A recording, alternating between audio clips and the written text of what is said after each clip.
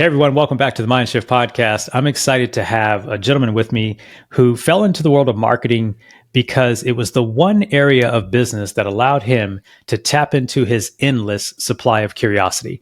If you've ever heard me say this, maybe you haven't, I believe curiosity is a superpower to success. David Muntner is a visionary leader and founder of Renaissance Messaging. He's written marketing messaging for over 100 top leaders and influencers in fields from law to witchcraft to science to finance to the latest craze of cryptocurrency. In 2020, he established his vision of forming a collective of curiosity-driven Renaissance men and women to offer radically different and more effective marketing messages based on truth and authenticity. David, welcome to the show. Thanks for having me. I think that was my favorite intro to date, so I very much appreciate it.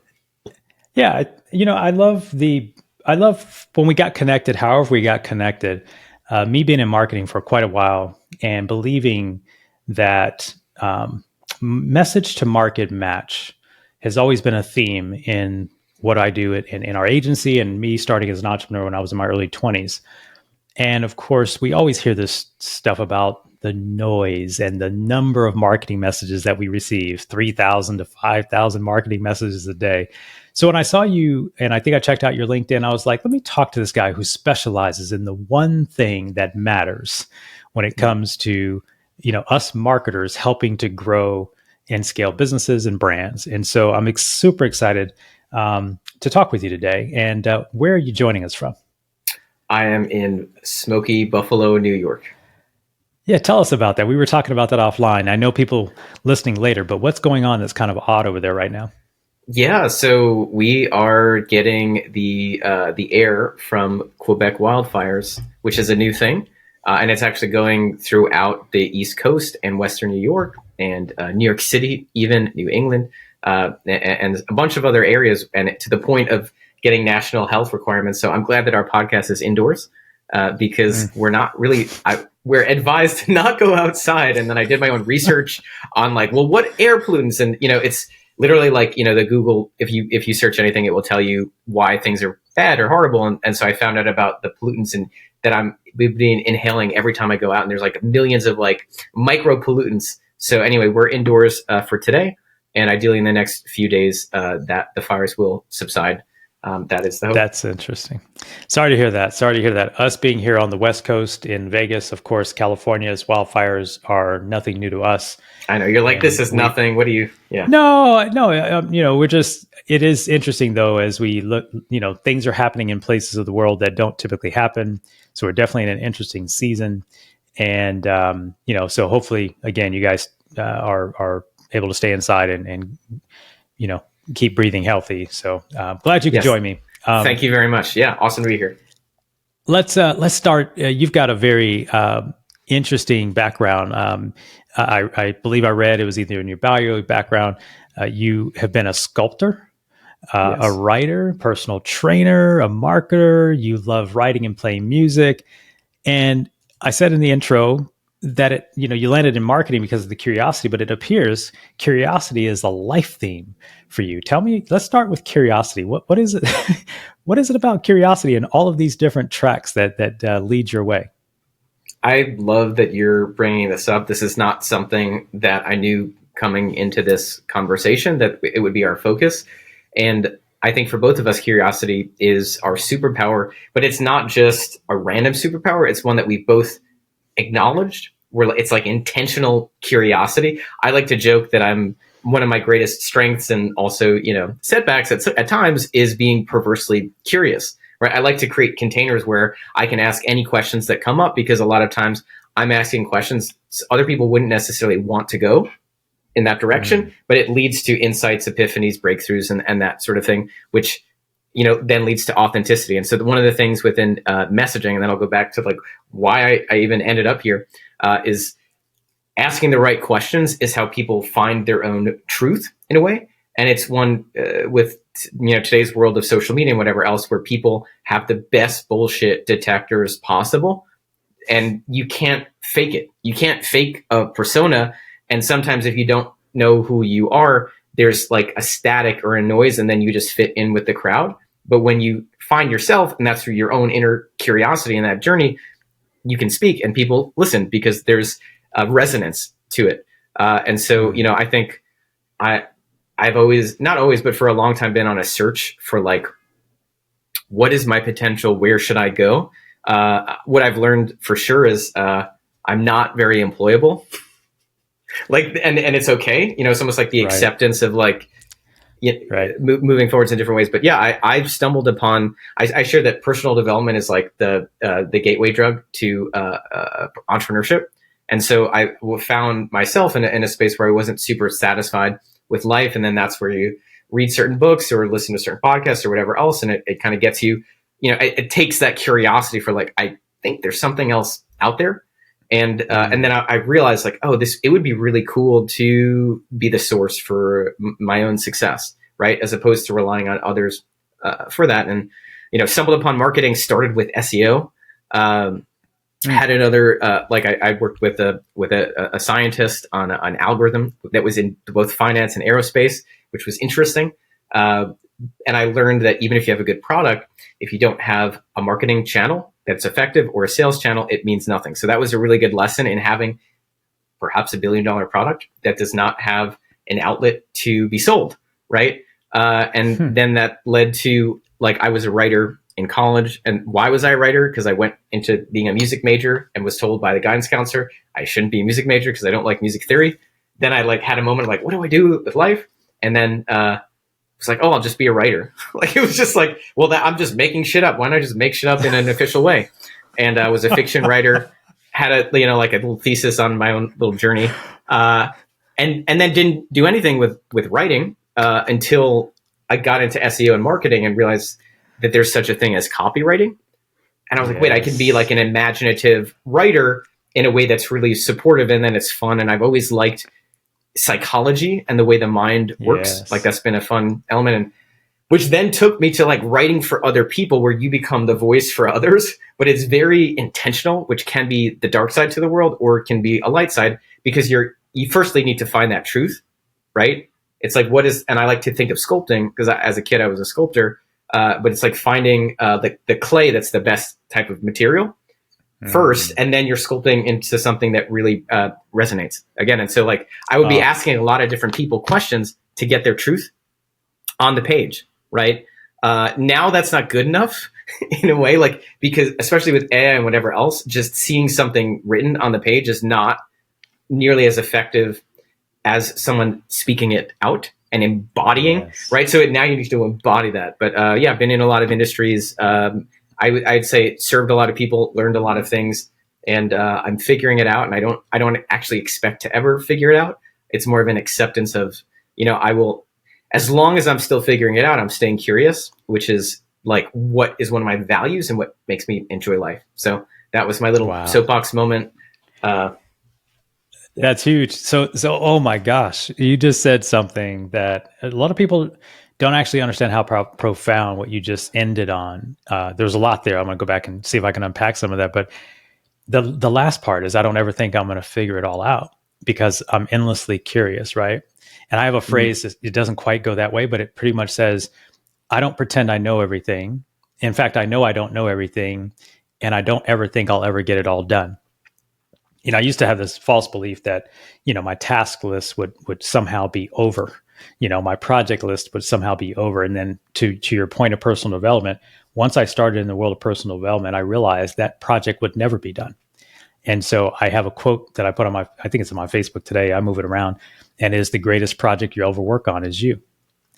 And you talked about your own personal development journey leading you through all of these discoveries. So it's very interesting. I love it. When did you first enter the world of marketing? You said you worked with that science. Talk about that. Yeah, so yeah. I mean, first entry into marketing. No. I had it like this envy of other people that worked as kids. It sounds kind of messed up, but like, I heard of people who were like, they started like like a lawn mowing business, as a 15-year-old. And then that was what they had like a lemonade stand. And I always remember being like, oh, those guys. Cause like, I basically like didn't figure out entrepreneurship until being about 30 years old. And I was like, okay, well, I guess this is the direction. And these are where I've seen these raw materials kind of come. But the first actual form of real marketing with my band, The Tins, which is currently on hiatus, maybe on hiatus indefinitely. I now do solo music. Okay. But my band, The Tins, I was in this band for 10 years. And, we have some obscure hits, like in some very tiny circles, there may be appreciators of the music.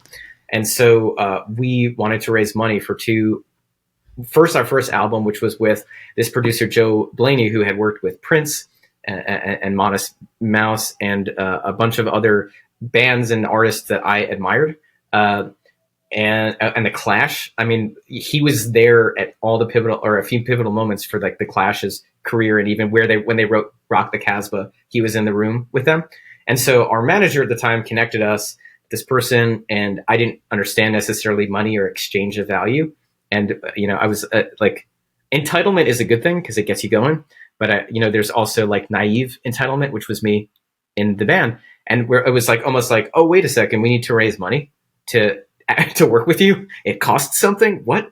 And then that was where at the time we did a Kickstarter campaign. And, it sounds silly or weird but it was one of the first, like it was the first year, so to speak, that Kickstarter was a thing. And it was like, wait, you can crowdfund money. And we did it to raise the record. And, it was $8,800 or so at the time. Wow. And it was a big fucking deal. And that was, while it was like friends and family and some fans, I didn't necessarily consider that to be marketing until now. I look back and I'm like, how the hell do you raise fucking money? It's marketing. And so then we did a second Kickstarter a few years later, which had, clear resistance from band members. Like, didn't we already do this Kickstarter? But this was working with a member of the Goo Goo Dolls and doing some really cool things. And also making a documentary for the band. And no joke, I went to over 100 different businesses to get their support for our live event, which was, there was an auction. We had 12 different bands playing. I had gone to South by Southwest a little bit earlier, and there was a Facebook event, and they had people there that were giving massages. And then they had like this trail mix thing, and there was some bands performing. And I remember at South by Southwest being like, this is the really awesome experience. I want to do this for our Kickstarter event. And so I like brought in a caricaturist, brought in massage therapists, had 3 different sponsors for foods, had like about 100 businesses that were promoting different things for the auction, locally, and then had 11 bands performing. And, we had write-ups in the newspaper and whatever else. And at the time, did I think that was marketing at all? No, it was like a necessity of like, we need to have this album. There's no ifs, ands, or buts. But I remember somebody in at the event at this place called Mohawk Place in Buffalo. There was like a girlfriend, boyfriend kind of hanging out, and she was like sharing her boyfriend. She's like, man, and I didn't know these people, but we had hundreds of people coming through the doors. And I remember her saying like, who did this event? Like whoever did this event is a great marketer. And I heard that, but it was like in one ear out the other. Like now I can think of like, my younger self being like, oh, there's clues, as far as just being curious. And I mean, what is marketing? It's just making shit happen in a way that involves other people. And, the reason I think that event was a success is because there was a truth, a desire, like determination that was there, and marketing was more of a tool. It was like one element. That would be the earliest, let's say, memory, like that event of like a marketing success, making it so. It was more official when I was learning search engine optimization, where it had a formal. I love what you just said. So I was saying to myself, unofficially, that was your first stint in marketing. And I think that's what's really interesting to the world of marketing. Some people think you have to go. Some of the best marketers I've ever met never studied marketing in school. In fact, I would probably say the lion's share of the best marketers I've met didn't study marketing in school. It was through a situation that required their initiative, which I think I heard you say in this case. Mm-hmm. And then it was just a matter of acknowledgement of processes or steps that actually said, this is actually working. And then an awareness when you said, oh, well, I just watched this happen at South by Southwest and they had all this. And well, maybe I should do that, right? So I call that modeling, which you see as successful, right? So I hate to say it, but in many cases in marketing for me, I won't speak for David. I'll let him get into his methodology. But it's like I learned from Tony Robbins in my early 20s about modeling. And it is finding other people who are doing what you're doing successfully, or when you see someone doing what you want to do already successful, your job is to get close enough to them and model what they're doing, not copy what they're doing, not do it exactly the way, because you have your own authenticity, your own uniqueness. But I think that's what I just heard you say. But it came through this path of necessity. And then someone said, this was great marketing. And you're like, oh, it was, wasn't it? So tell me about Renaissance people. What is a Renaissance person to you? I noticed that name is a very prominent name in your brand. And I'd love for our audience to, for myself even, tell me why Renaissance? What does that mean to you?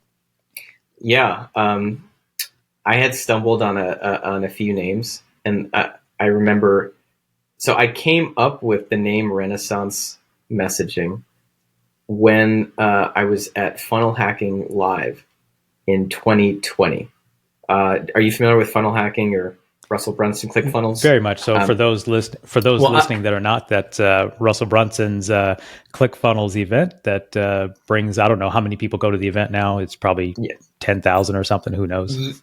Yeah, and I'm sharing this because it's a moment in time, and then also the name Renaissance Messaging. But I was in the shower where, for me, ideas come in the like. I take longer showers than most people, probably because I stop, and it's almost like a safe space for ideation, which is one of my strengths. It's curiosity and ideation. It's like the dance of the two. And the two names that popped into my head at the time were Copy Laboratory, because I checked the domains at the time. It was like copylaboratory.com. It's available. It's kind of, someone's like Copy Labs, but obviously that was taken. And I was like, well, we had a lot of copywriters. In fact, one of our copywriters had done work for Russell Brunson as well. And like, so awesome team.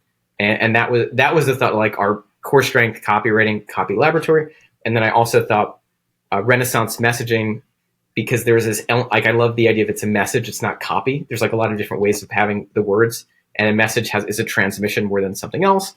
And then the word Renaissance, which is literally like an excuse basically for me to be myself, you know, jack of all trades, master of some.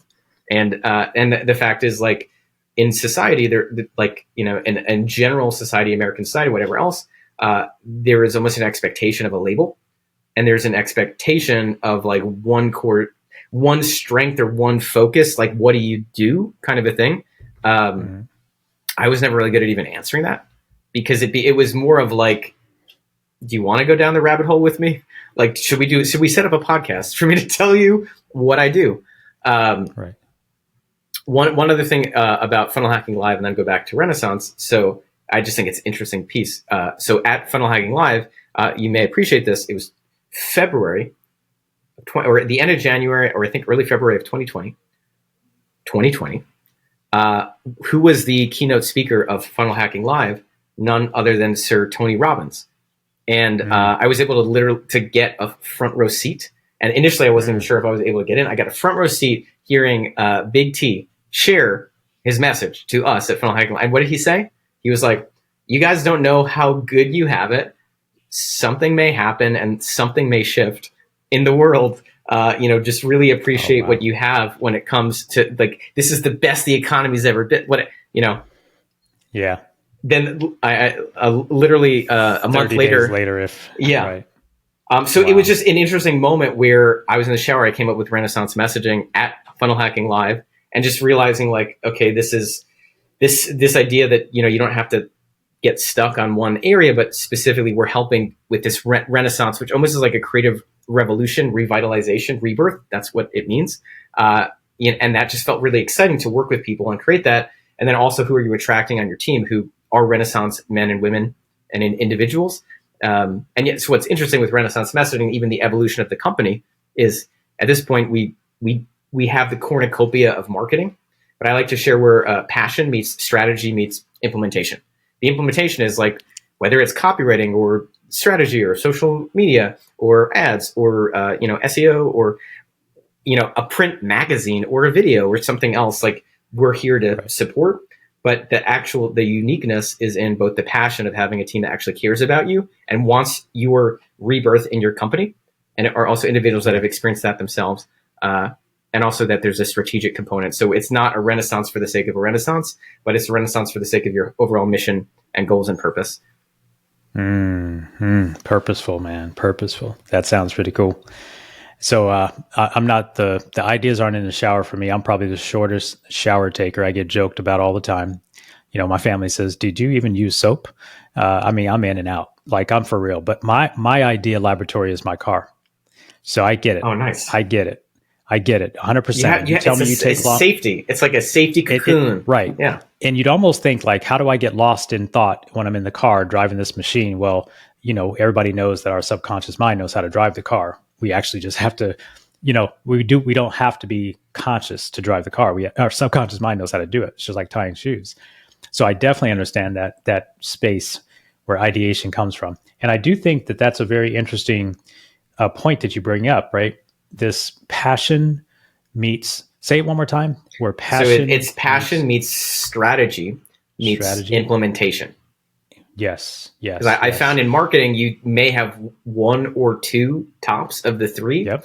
It is, if you find these people, work with them, they were unicorns. When it comes to someone having both the passion that has the strategy, which I include as expertise, and then also the implementation and execution in a way that it's making it easeful.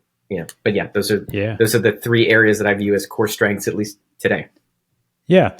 And I agree with all of that, right? Because I've run a marketing agency and I've been doing marketing for quite some time. And a lot of times you have someone, passionate about your industry or the work that they're doing, but they lack strategy, but they've got good technical or tactical skills. Some people are tactical without strategy. Some people are strategy without tactics. Speaking of things I say all the time, came out of the book, The Art of War, and it was printed on our office wall before the pandemic or until the pandemic, and we had an office. Now we don't have an office, but it was tactics before strategy is the noise before defeat. And that came from the book, The Art of War, Sun Tzu. And I've always believed in that because a lot of people come and say, "Oh, I need SEO," or "I want to do this on Facebook." I'm like, for what? Like, what's the goal? And so, but then you add this other piece to it, which is this level of passion. And I love that. When people come to you, David, what is the number one? Because I know they don't wake up in the middle of the night. I don't think. You could tell me if I'm wrong. But in all of my years of talking to business owners, entrepreneurs, CEOs who want to grow their brand and be more effective with their marketing, I don't know that I've ever heard anyone call me on the phone or book a meeting in a discovery call and start with, "You know what? I couldn't sleep last night because I just feel like our messaging is off."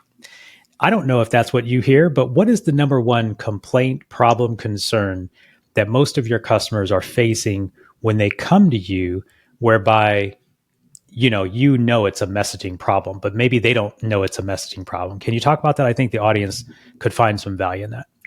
Yeah, I think that's great. They talk about market sophistication and like the different tiers of market sophistication, and like back in the day, before there were cars, someone was just like, "I need a faster horse." And someone was like, "Here's a car." And then a further degree of market sophistication is like, "Well, I want a faster car." And it's like, "Well, okay, have you tried the sports car?" And that's when the marketing gets more sophisticated. It's more awareness, right? And so it's the same thing with people's message awareness.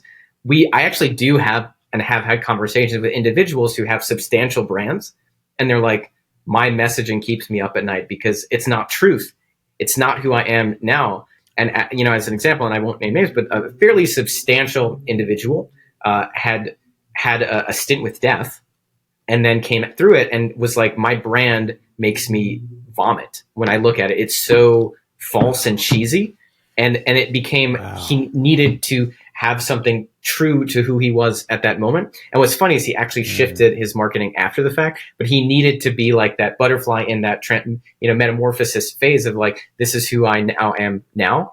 And then it became now an evolution where it's like the old way wasn't necessarily the best. The new way was a little too extreme. And he's now kind of in a zone that's more aligned. But literally there was like someone who almost died. And then it's like, I feel sick to my stomach, like I'm creating a disease by even spreading this message. So I have had those conversations. Wow. And then there's also the results oriented conversation where someone's like, well, I want to get more subscribers or whatever. And you just like look, whether it's a website or social media or whatever else. And you're like, you can't tell exactly what's going on, but I see a ton of red flags as we're wearing our red shirts today. Just of like, there's not an authenticity here, or there's not a resonance, or you look at somebody's messaging or post and you're like, okay, this one did 1,000 times better than your others. Maybe that's a breadcrumb of a clue of something. That's a clue. And so the message is one of the most important. There's traffic and conversions, which is the summit, but it's literally like you need traffic and then you need conversions. So sometimes when somebody wants SEO, you do the SEO for them because that's what they wanted. And then you didn't know they needed conversions until after, because you got the leads and the funnel is broken. Yeah. And then it becomes a messaging problem, right? Because it's like something was lost in translation. And other times you actually have really effective messaging. You just don't have traffic. And that may be the piece there. But I'd say it's, people come because they're like, I'm not making as much money as I want, or I'm not having as many customers, or they see the trends and they're like, I don't think this is sustainable, or it's literally the identity crisis mode of like, this is not who I am, or I'm, or it worked last year, but it's not working anymore. What do we need to do about it? Man, there is I need your opinion on this. This is something that I'm seeing, but I want to see, because you're in messaging all day. I'm in messaging 12% of the day. Although I think messaging is a component of everything in marketing, like you illustrated earlier. Mm-hmm. There is a message with regard to SEO. So you can do the technical part, but there's got to be a message that pulls someone in, because all it is pixels on a screen. But how do you talk to your companies, your clients, about brand messaging? And it just triggered in my mind when you said the person had the epiphany when they were ready to vomit about how their brand showed up. And then we started this conversation really talking about this authenticity component. Mm-hmm. How have you seen or changed your viewpoint, if at all, on brands? I don't even know how this question wants to come out. Social mm-hmm. post goes not viral, but it does way better than the other stuff that you've been posting. But this isn't really about the business or the model or the product or the service.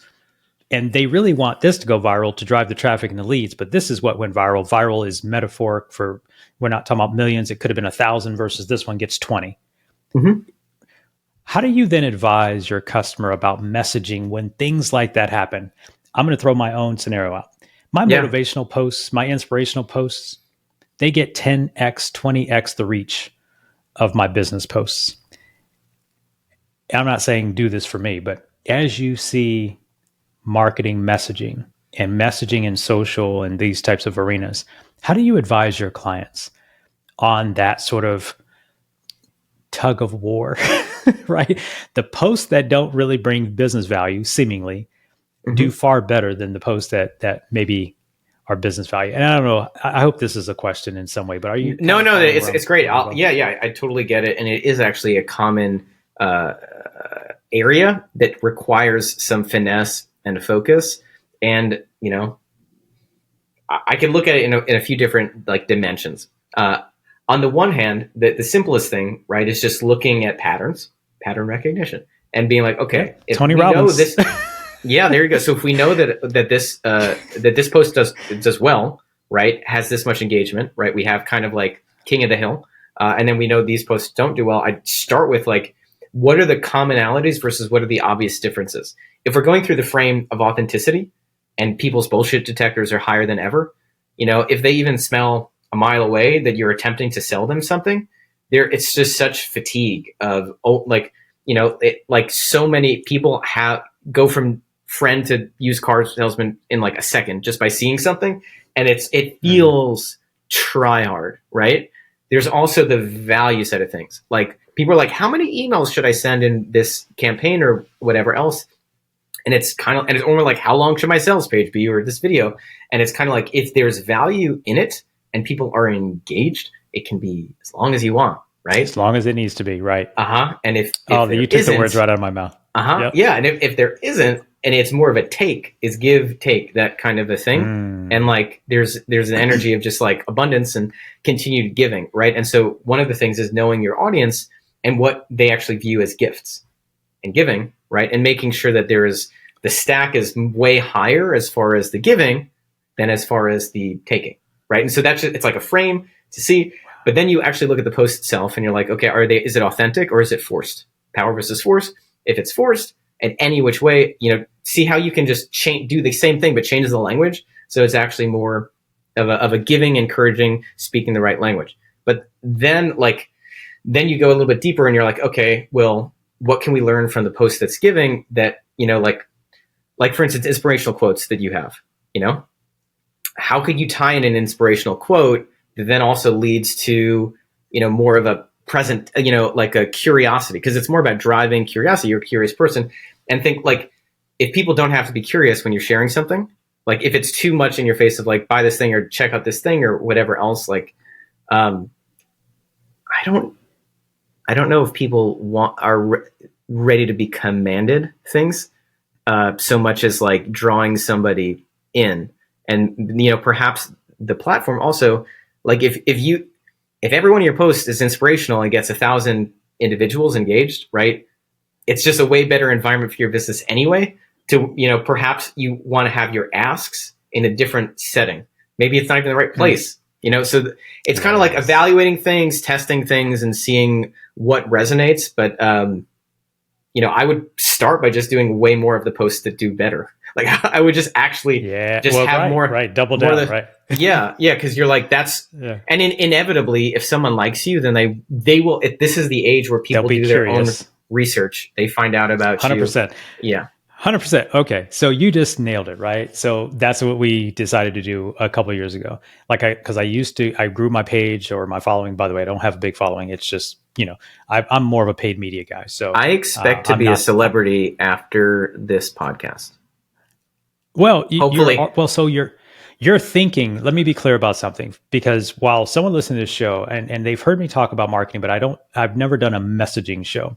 But here's what I'll tell you, what I've learned about you and I are saying, I'm not saying the same thing you would say, but I love the way you're bringing it.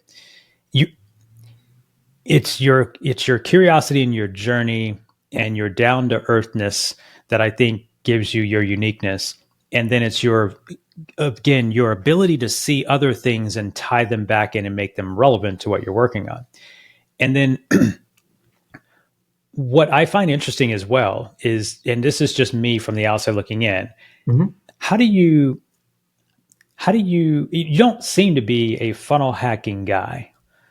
That's interesting for me. Like everybody knows the Russell Brunson community, ClickFunnels community. More people come to me with ClickFunnels that haven't figured it out.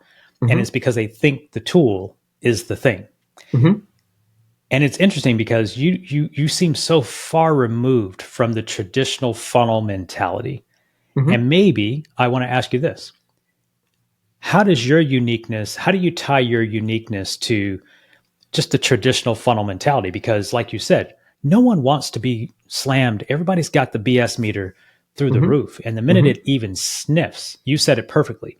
You go from friend to used car salesman. That's one of the best lines I've ever heard. In a second, one post is all it takes. How do you rationalize that in the world of messaging when you are reaching a business result for your customer?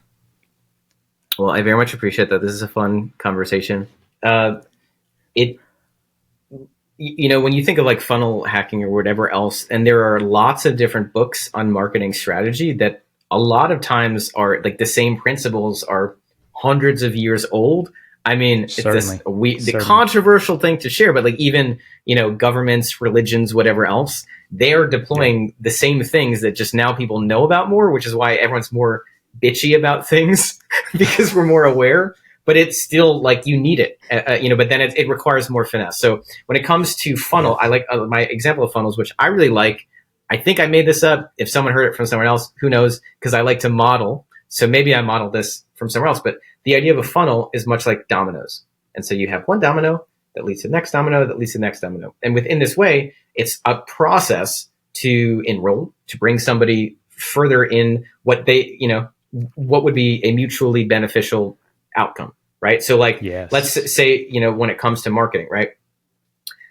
First, you have the structure of the funnel, which is funnel hacking or whatever else. You kind of need a structure, or else it's not going anywhere. So with the dominoes, like the first domino could be, let's just say it's the conversation, or it's the first step. Then it hits the next domino, which could be, checking something else out, or it could be an application, or it could be, exchanging an email list, an email to learn more about a thing or whatever else, which is the traditional, right? You like have a Facebook ad that then goes to an opt-in, that goes to an email, that then goes to like emails, that then goes to like a webinar, or goes to something else, that then goes to like a product, that then goes, or could be a masterclass class or group or whatever else, or you have the podcast funnel that then goes to the emails.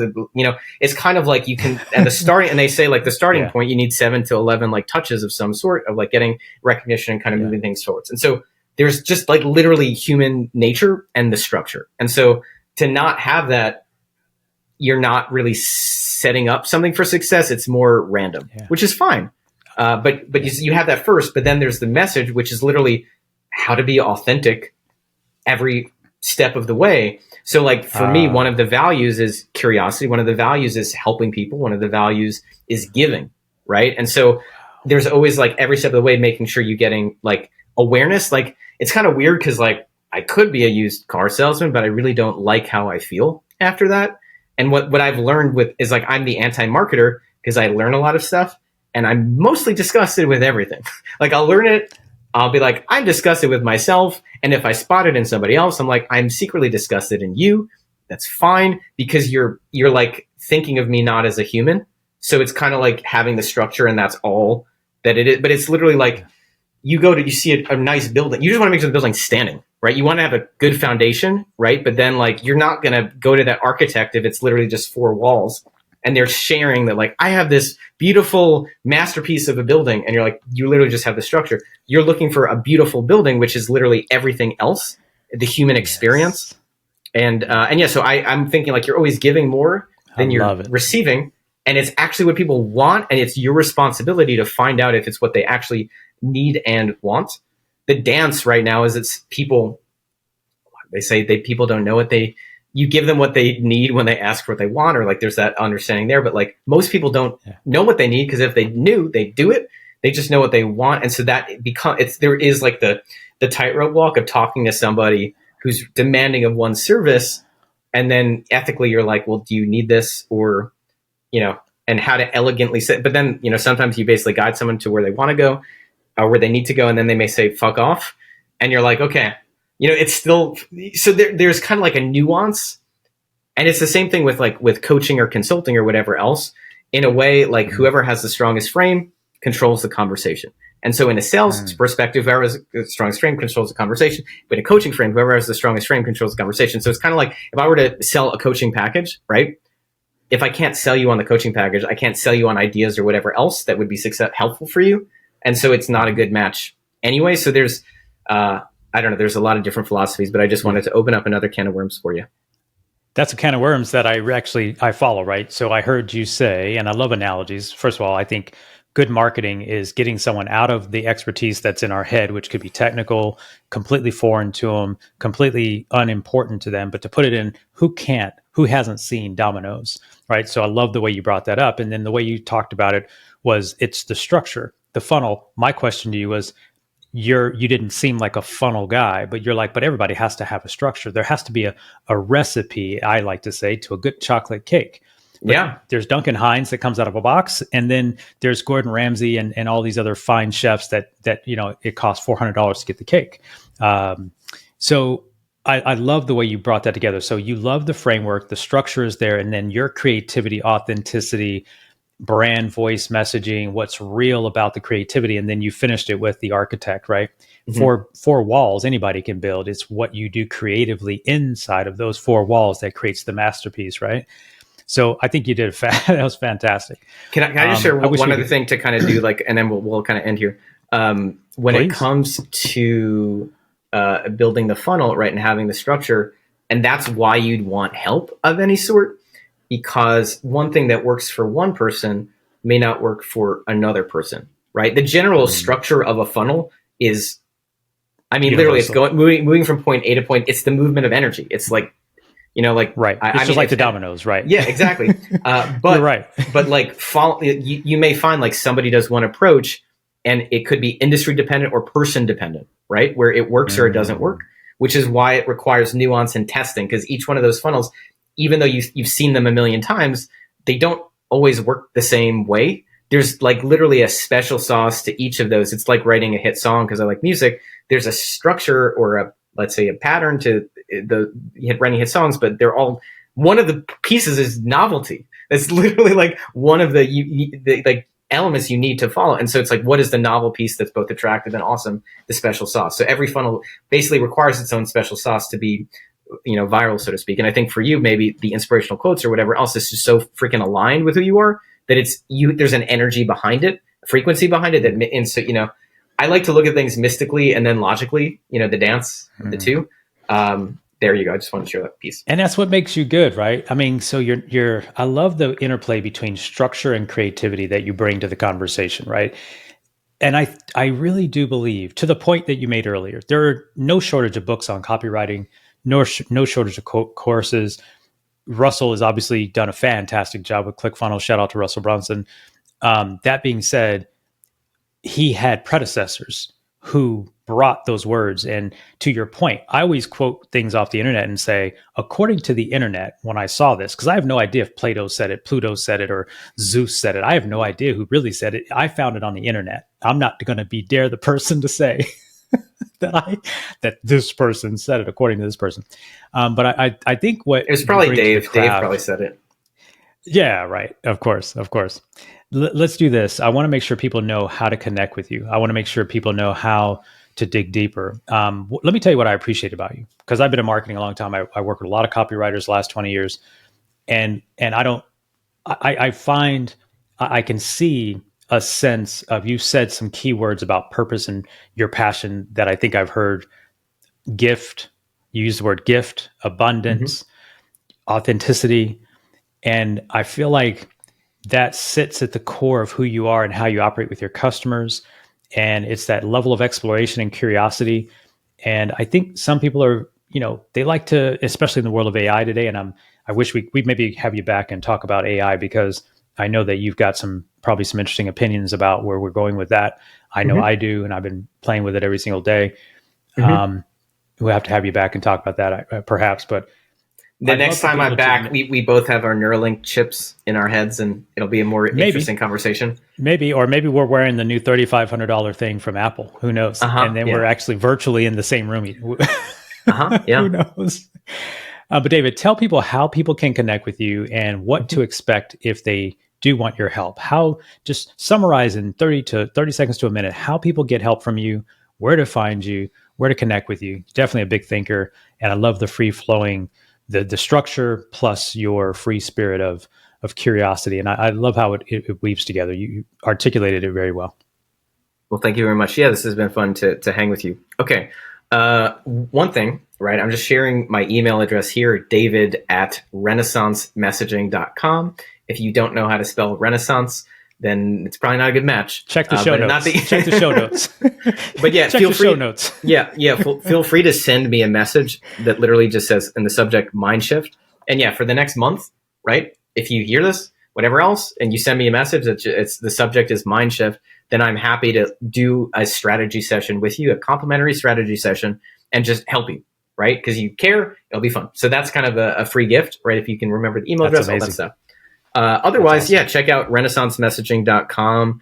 And, I like our message on the page and just how we've, structured the company, because it's kind of interesting. So that'd be fun for you to check out. And,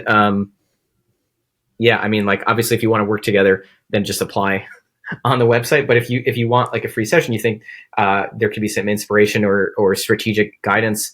I have a cap at 10 people from this podcast. But yeah, if you're one of those people, subject MindShift, I think we'd have a blast diving into some things together. if you're struggling with your marketing, I'm just going to say it right now. If you're struggling with your messaging specifically, you need somebody like David in your corner. And I think it's super important not to just wing it and not to just go to a ClickFunnels and borrow someone else's template and just think it's so easy, because David said it. There are nuances. The structure to building something is the same. Houses get built the same way. But there's a difference between a $100,000 house and a $2 million house. But they all had walls. They all had walls and floors and foundations. So I love the way you articulated that. And then the concept of the domino effect, right? Every part of the process it just leans over the next part, and it starts the series of inertia that moves someone closer to you. David, I appreciate your background and your story and your curiosity that led you here, because I do think curiosity is a superpower.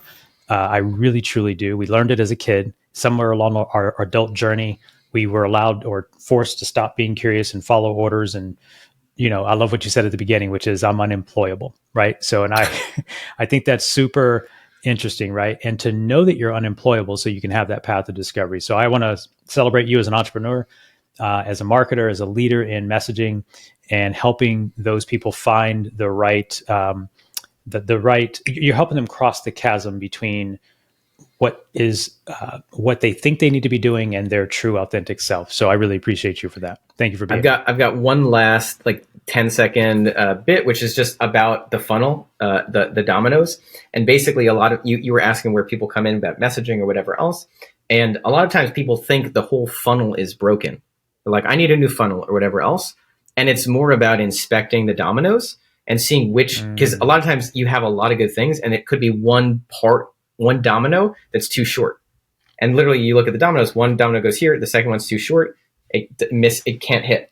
And that's one of the things that I like to do in even a strategy session or whatever else, is actually just find out pinpointed things. Cause a lot of things are maybe better created than we realize. And just, there's a little piece of it that needs some fine tuning.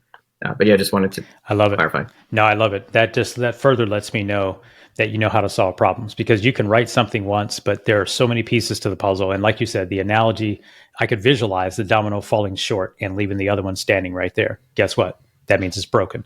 And it might only be broken by a couple of degrees. And sometimes when you're in it, you can't see it. So having somebody like David on the outside looking in, you could fix that pretty quickly. So again, David, very pleasure meeting you, man, and good luck with the smoke situation going on there from Quebec flowing down into your region. Stay safe, stay well, and we'll stay connected. Amazing. Appreciate you. Thank you. Hey, everyone. Thank you for listening to today's show. We will have all of the details to reach Dave in the show notes. Take him up on his offer. If you've heard this, reach out to him. If you're having some challenges with your marketing, your branding, your messaging, at least take him up on the strategy session. Listen, his time isn't free, and he's an expert at what he does. And I think you'll get a lot of value out of it. All you got to do is send him an email, put the word MindShift in the subject line, and you'll find his email right beneath the description somewhere around this podcast wherever you're listening to it.